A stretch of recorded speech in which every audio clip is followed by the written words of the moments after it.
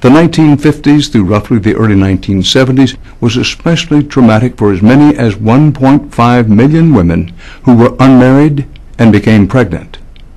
These women, mostly in their teens at the time, were often forced, minutes after giving birth, to hand over their babies for adoption. It was a decision that they seldom made on their own. Mostly it was preordained by their church, their parents, and the social customs of the time. Pregnancy out of wedlock was seen as a disgrace to a family. But many of those women, now in middle age and full of questions, are beginning to come forward to tell of the horrors they say they went through and to search for the children they've never known. Tonight we devote this program to their stories. It was kept a secret from my entire family and, friends of the family. My best girlfriend at the time knew about it. But I believe the story that the family was told at the time was that I was in the hospital with a kidney infection.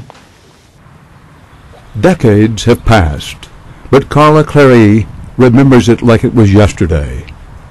She's 61 years old now, but her life was forever changed when she was a 16-year-old sophomore at this suburban Los Angeles high school. Carla's parents found out she was pregnant and made a decision that was common in the day. They sent her to a Catholic home for unwed mothers. I can't think of anything more traumatic than being dumped off at a facility where you know no one and no one really cares about you, that no sympathy, no counseling, no, you'll be okay, we'll get through this, we're here to help you. No. Even though her parents were not Catholic, this is where she was dropped off. It's called St. Anne's in downtown Los Angeles. It's still in business, offering daycare and other social services. Carla says it's a very different place than it was in 1967. Concentration camp. That's the way I felt. I had no control over anything. You were told when to get up, when to eat, what to eat, where to go, when to go to bed. St. Anne's and other Catholic-affiliated homes were not free. Carla's parents paid for her stay. She was nearly 8 months pregnant when her parents dropped her off, and she didn't leave the campus until after she gave birth. Carla says the treatment from the nuns and the staff during delivery was, quote, barbaric. That was the most horrifying experience, going through labor in a room by myself. I don't recall ever being given any medication. There was nobody there. I mean, like all the TV shows they show you today, it's a wonderful, happy, pain-free experience. It was hell. She gave birth to a daughter, but was only allowed to hold her one time.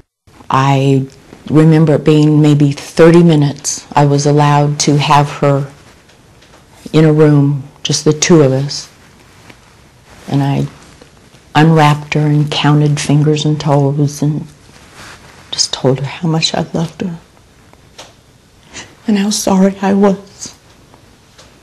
I even thought about trying to break out of the hospital with her. I didn't know where I would go. Just the thought of them taking her away from me, it was hard.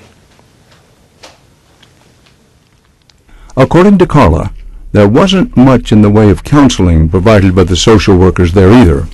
Just move on, go finish school, grow up, Oh, you'll have more children. I could have 15 children.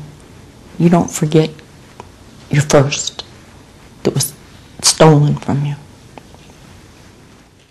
Carla eventually married and had another child, a girl again, but she's been searching for her first daughter most of her adult life, with very little assistance, especially from St. Anne's, the institution that helped arrange the adoption. They're not at all helpful. As far as they're concerned, once I left there, I don't exist. My child doesn't exist.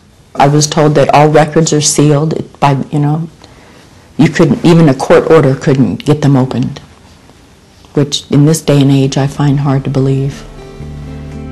What Carla endured was commonplace for pregnant, unmarried women in America after